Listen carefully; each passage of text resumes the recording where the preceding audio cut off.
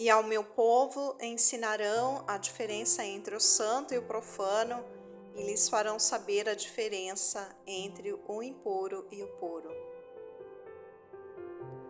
O Senhor quer que saibamos a diferença entre esses dois requisitos, para melhor gestão de conhecimentos e principalmente para que sejamos direcionados ao estado de pureza, para dessa forma nos achegarmos a Ele. Lembrando que sem santidade não se pode ver a Deus. A palavra em Ezequiel, a partir do capítulo 40 até o capítulo 44, fala sobre a restauração do templo.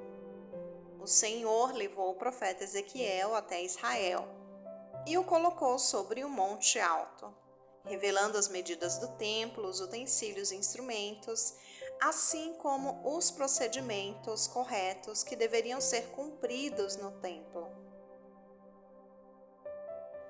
Dentre os muitos procedimentos descritos no livro de Ezequiel, as vestes sacerdotais eram vestes de linho, que simbolizam atos de justiça dos santos. Os sacerdotes também usavam uma coifa de linho em suas cabeças, simbolizando a reverência ao Senhor em suas atribuições. No entanto, essas vestes eram usadas apenas no templo, como se segue.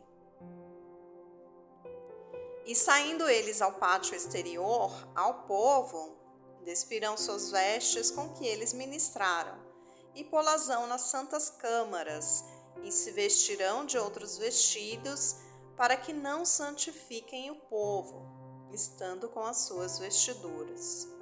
Ezequiel 44, versículo 19. Os sacerdotes que serviam a Deus se aproximavam da glória do Senhor.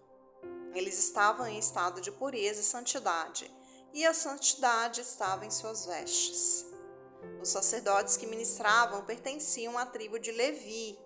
Eles não tinham acesso ao Santo dos Santos, apenas o sumo sacerdote tinha acesso.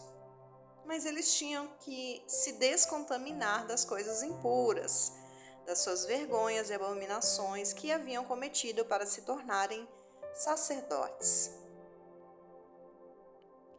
O povo israelita do pátio exterior não estava em estado de pureza, portanto, não podiam ter santidade. Saliento que quando a glória de Deus desceu sobre o monte Sinai, o povo não podia tocar nos limites do monte, para que não viesse a morrer.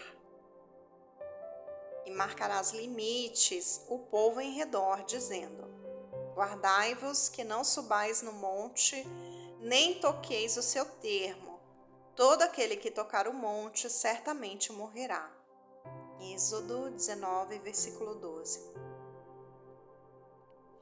Em nossos dias, apesar de não estarmos na figura de um sacerdote levita, o Senhor quer que nos purifiquemos dia após dia, nos descontaminando da iniquidade, da idolatria, da impureza, das obras da carne, da vaidade, do orgulho, da lascívia, da imoralidade, da mentira, porfia, contendas e outros. Um outro fator que vale a pena lembrar é que um sacerdote não podia se aproximar de nenhum homem morto para não se contaminar.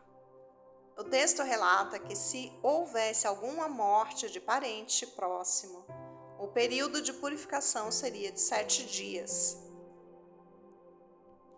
Porém, nos dias atuais, há os adeptos a velórios, que mesmo não conhecendo os mortos, querem prestar condolências à família, não sabendo que estão se contaminando só de estarem perto.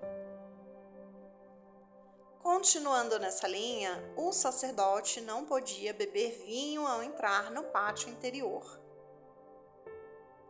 Amados, infelizmente há situações onde ministros, pastores ou pregadores se embebedam e envergonham o nome do Senhor.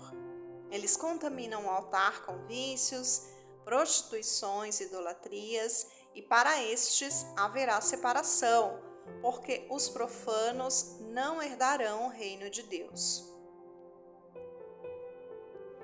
Já o versículo 22 trata sobre a questão do casamento. O Senhor estabelece que um sacerdote não pode se casar com viúva ou repudiada. Certo é que o Senhor não quer que seus filhos se envolvam com incircuncisos, com pessoas que adorem outros deuses, com pagãos. É por isso que muitos casamentos entre pessoas de jugo desigual não têm êxito, porque nem ainda esses mesmos que se circuncidam guardam a lei, mas querem que vos circuncideis para que se gloriem na vossa carne. Gálatas 6:13. O relacionamento no casamento é algo sério, onde envolve aliança de corpos e espírito. Digo que, se um sacerdote é alguém separado para Deus, como pode se contaminar com alguém que não tem o mesmo estado de pureza? Venho trazer o exemplo de Salomão. Ele era filho de Davi, ele era rei. Foi escolhido para construir o primeiro templo.